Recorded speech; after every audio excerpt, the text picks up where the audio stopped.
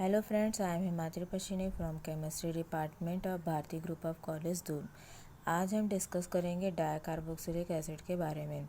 इससे पहले वीडियो में हमने डिस्कस किया था कि कार्बोक्सिलिक एसिड होता क्या है और मोनो कार्बोक्सिलिक एसिड के बारे में हमने डीप में स्टडी की थी। आज हम स्टडी करेंगे डाई कार्बोक्सिलिक एसिड के बारे में।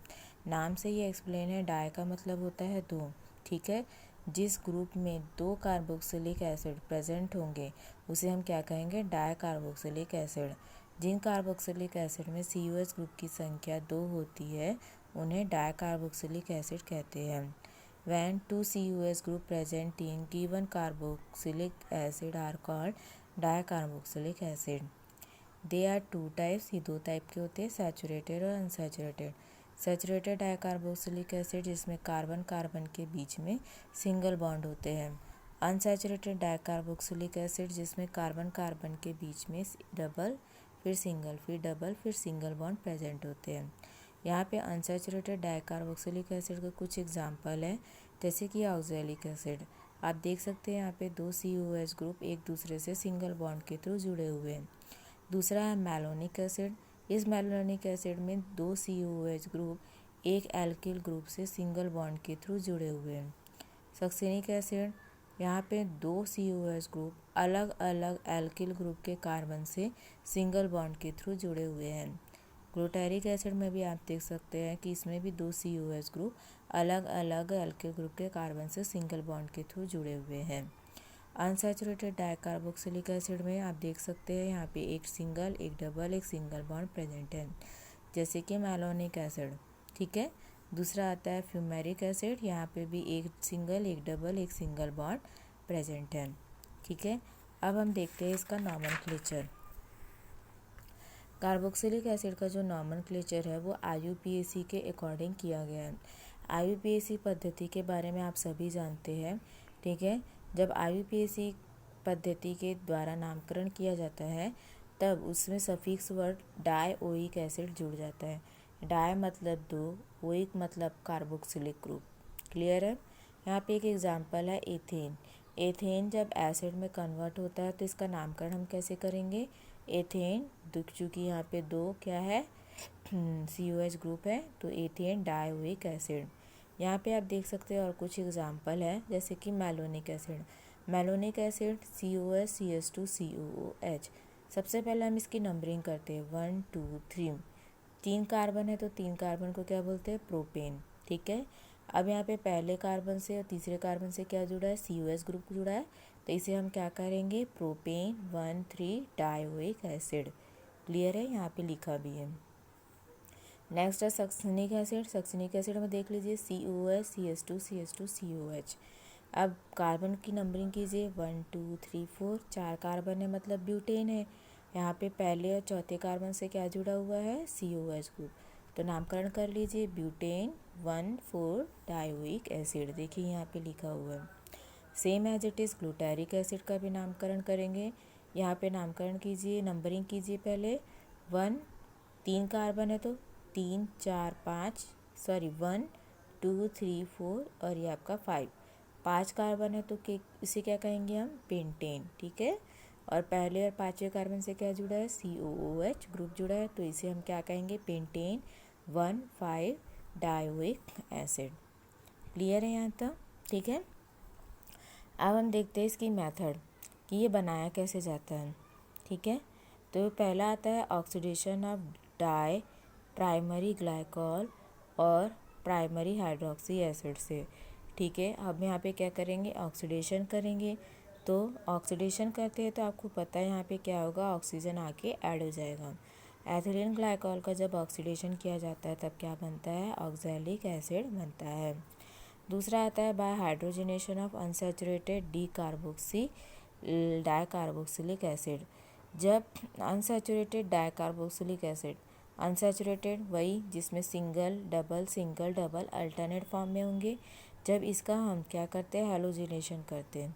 हैलोजिनेशन में होता क्या है, इसमें एडिशन होता है, कोई भी ग्रुप यहाँ पे आके क्या होगा, ऐड होगा, तो इसे हम एडिशन रिएक्शन भी कहते हैं। यहाँ लिखा हुआ है addition reaction of unsaturated dicarboxylic acid.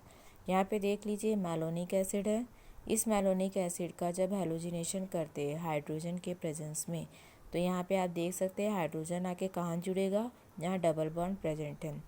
Double bond कब होता है दोस्तों, जब इसकी वैलेंसी कम होती है। किसकी वैलेंसी, कार्बन की वैलेंसी। आप सभी जानते हैं यहाँ कार्बन की वैलेंसी कितनी होती है, 4 होती है। अब इस डायग्राम में आप देख सकते हैं कि इस कार्बन की और इस कार्बन की वैलेंसी कितनी है, 3 है। तो चौथी वैलेंसी हमको कंप्लीट करनी पड़ेगी।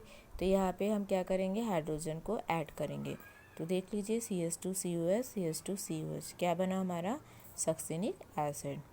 क्लियर है। नेक्स्ट मेथड में आते हैं विस्लिसिनस मैथ रिएक्शन। विस्लिसिनस एक साइंटिस्ट का नाम है। इस रिएक्शन को हम वुड्स रिएक्शन भी कहते हैं, क्योंकि ये same as it is Woods reaction के समान होता है। इस विस्लिसिनस रिएक्शन में क्या होता है, किसी भी फैटी एसिड का सिल्वर के साथ ट्रीटमेंट करा जाता है। आफ्टर ट्रीटमेंट जब इसकी हाइड्रोलिसिस होती है तब हमको क्या मिलता है, एसिड मिलता है। ये एक फैटी एसिड है। जब ये सिल्वर के साथ रिएक्ट करेगा तो ये सिल्वर क्या करता है, ब्रोमीन को यहाँ से ब्रेक कर देता है और अपने साथ ले जाता है। तो यहाँ पे देख लीजिए ये क्या बना, एस्टर्स बने। हमें कैसे पता चला कि ये एस्टर है, आप देख सकते हैं एस्टर का फॉर्मूला क्या होता है, COO। ठीक है, एस्टर का फॉर्मेशन हुआ और सिल्वर ब्रोमीन को अपने साथ ले गया तो क्या बनेगा, सिल्वर ब्रोमाइड बनेगा। क्लियर है। जब इस एस्टर्स की हाइड्रोलिसिस की गई किसके प्रेजेंस में, डाइल्यूट सल्फ्यूरिक एसिड के प्रेजेंस में, तब क्या मिला हमको, सक्सिनिक एसिड मिला। मतलब यहाँ से जो बॉन्ड था वो ब्रेक हो गया कार्बन और ऑक्सीजन के बीच का, और क्या मिला यहाँ पे, सक्सिनिक एसिड, और अल्कोहल के 2 मॉलिक्यूल अलग हो गए। नेक्स्ट आता है हाइड्रोलिसिस ऑफ डाइसाइनाइड एंड साइनोफैटी एसिड। ठीक है, किसकी हाइड्रोलिसिस करेंगे, डाइसाइनाइड की। ये है आपका डाइसाइनाइड। यहाँ पे देख सकते हैं साइनाइड के 2 मॉलिक्यूल है तो इसे डाइसाइनाइड कहेंगे। जब इसकी हाइड्रोलिसिस की गई, ठीक है, तो हाइड्रोलिसिस की गई तो जो ये नाइट्रोजन है वो अमोनिया गैस के फॉर्म में इवेपोरेट हो जाता है और क्या मिलता है, ऑक्सैलिक एसिड मिलता है। ठीक है।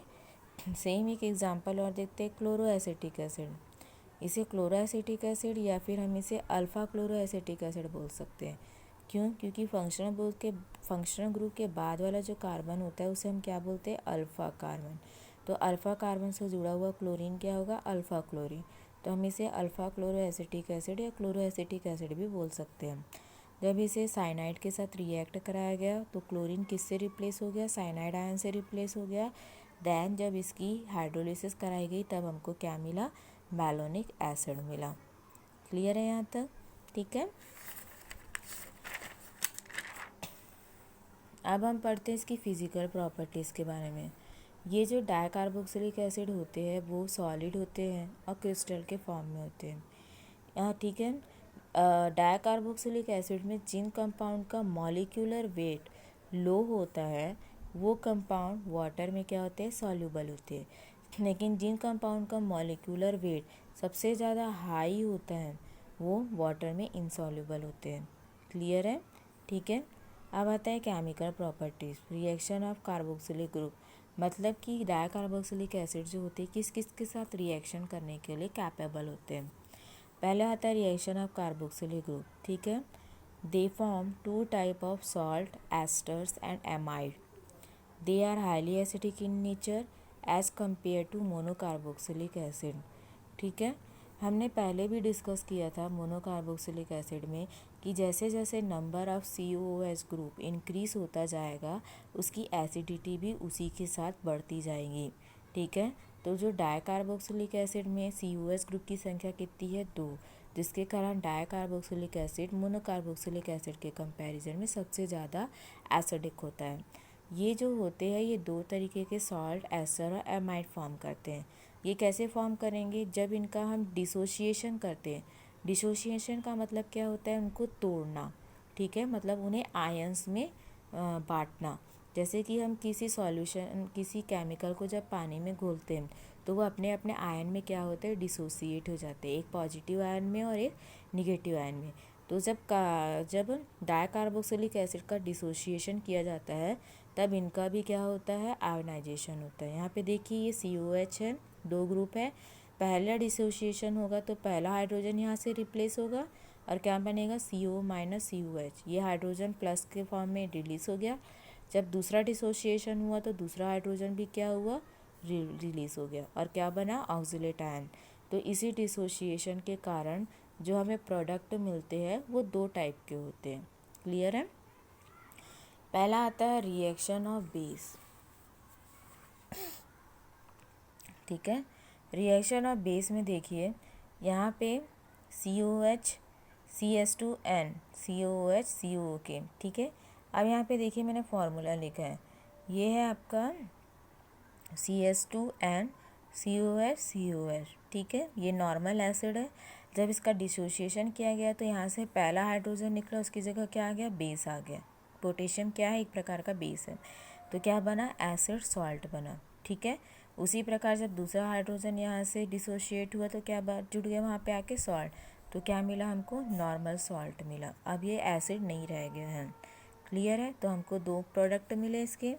नेक्स्ट आता है reaction of amide. Same amide में भी पहला हाइड्रोजन रिप्लेस हुआ तो यहाँ पे एमिनो ग्रुप जुड़ गया, और दूसरा हाइड्रोजन रिप्लेस हुआ तो दूसरा एमिनो ग्रुप जुड़ गया। तो पहले मोनोएमाइड बना, देन डाईएमाइड बना। सेम एस्टर्स के केस में पहला हाइड्रोजन रिप्लेस हुआ तो मोनोएस्टर बना, और दूसरा हाइड्रोजन रिप्लेस हुआ तो डाईएस्टर बन गया। क्लियर है। देन आता है acidity of dicarboxylic acid. Dicarboxylic acid are the derivative of monocarboxylic acid. हम सभी जानते हैं कि डाईकार्बोक्सिलिक एसिड जो होते हैं वो मोनोकार्बोक्सिलिक एसिड के डेरिवेटिव है, मतलब उनसे बने हुए हैं। यह COH ग्रुप इलेक्ट्रॉन अट्रैक्टिव होते हैं। So dicarboxylic acid is highly acidic as compare to monocarboxylic acid.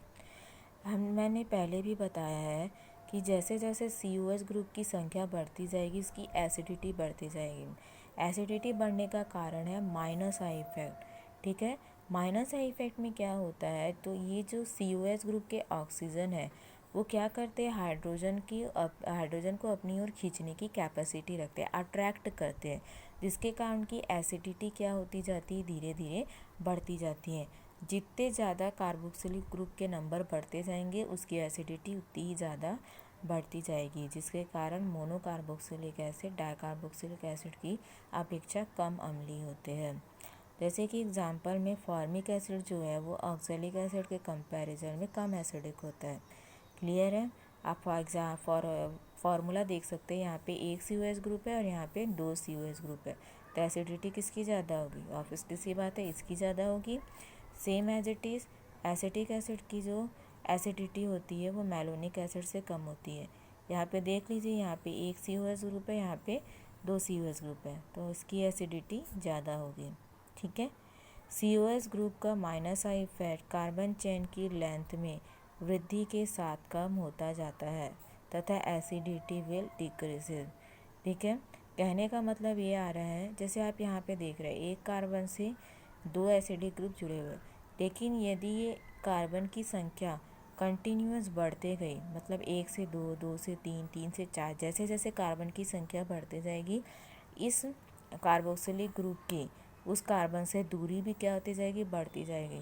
तो जैसे जैसे दूरी बढ़ती जाएगी माइनस आई का प्रभाव भी क्या होता जाएगा, धीरे धीरे कम होता जाएगा, और वो माइनस आई किस में कन्वर्ट हो जाएगा, प्लस आई इफेक्ट में कन्वर्ट हो जाएगा, जिसके कारण उसकी एसिडिटी क्या हो जाएगी, डिक्रीज हो जाएगी। देखिए यहाँ पे दो कार्बोक्सिलिक एसिड है जो आपस में एक चेन से जुड़े हैं, तो इसकी एसिडिटी ज़्यादा है, इसकी एसिडिटी कम होगी क्योंकि ये दोनों तीसरे कार्बन से जुड़े हुए हैं। यहाँ पे देख लीजिए ये दो ऑक्सैलिक एसिड दो कार्बन से जुड़े हुए हैं, यहाँ पे तीन कार्बन से, यहाँ पे चार, मतलब जैसे जैसे कार्बन की नंबर बढ़ रही है एसिडिटी का अमाउंट क्या होता जा रहा है, धीरे धीरे कम होता जा रहा है। तीसरा आता है heating effect. When the dicarboxylic acid heated, they form different types of product. जब डाईकार्बोक्सिलिक एसिड को गर्म किया जाता है तब वो डिफरेंट प्रकार के प्रोडक्ट देते हैं। कैसे देते हैं, देखते हैं। जिनमें दो COH ग्रुप एक कार्बन से अटैच्ड होता है तो हीट करने पर CO2 मॉलिक्यूल बनाकर मोनोकार्बोक्सिलिक एसिड का फॉर्मेशन करता है। मतलब ये कह रहा है कि यदि दो कार्बोक्सिलिक ग्रुप सिर्फ एक ही कार्बन से जुड़े होंगे तो वो क्या करेंगे, CO2 रिलीज़ करेंगे, जैसे कि ऑक्सैलिक एसिड और मैलोनिक एसिड। यहाँ पे क्या होगा, जब इन्हें गर्म करेंगे तो यहाँ से CO2 रिलीज़ होगा और मैलोनिक एसिड को गर्म करेंगे तो यहाँ से CO2 रिलीज़ होगा। जब यहाँ से ये CO2 के फॉर्म में रिलीज़ हो जाएंगे तो हमको क्या मिलेगा, मोनोकार्बोक्सिलिक एसिड। ऑक्सैलिक एसिड से क्या बना, फॉर्मिक एसिड। मैलोनिक एसिड से क्या बना, एसिटिक एसिड। अब दूसरी कंडीशन देखते हैं, when the 2 COS group attached with 2 or more carbon atom, so after heating they remove H2O molecule and form cyanide cyclic anhydride। ठीक है, यदि ये कार्बोक्सिलिक ग्रुप दो या उससे अधिक कार्बन एटम से जुड़े होंगे तो वो क्या करेंगे, CO2 रिलीज़ न करके हाइड्रोजन के वाटर के मॉलिक्यूल को रिमूव करेंगे और एक साइक्लिक स्ट्रक्चर का फॉर्मेशन करेंगे जिसे कि साइक्लिक एनहाइड्राइड कहते हैं। कैसे दिखते हैं, यहाँ सक्सेनिक एसिड है जिसमें दोनों कार्बोक्सिलिक ग्रुप देख सकते हैं अलग अलग कार्बन से जुड़े हैं, मतलब 2 कार्बन से जुड़े हुए हैं।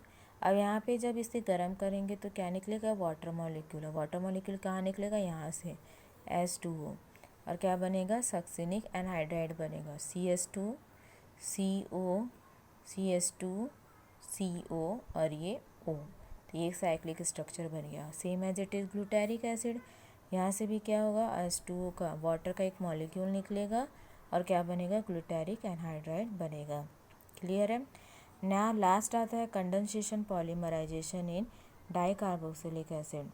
कंडेंसेशन पॉलीमराइजेशन में पहले हमें ये जानना चाहिए कि कंडेंसेशन पॉलीमराइजेशन जो होती है एक पॉलीमर की लंबी चेन होती है जिसमें बहुत सारे कार्बन के मॉलिक्यूल एक चेन के फॉर्म में अरेंज रहते हैं।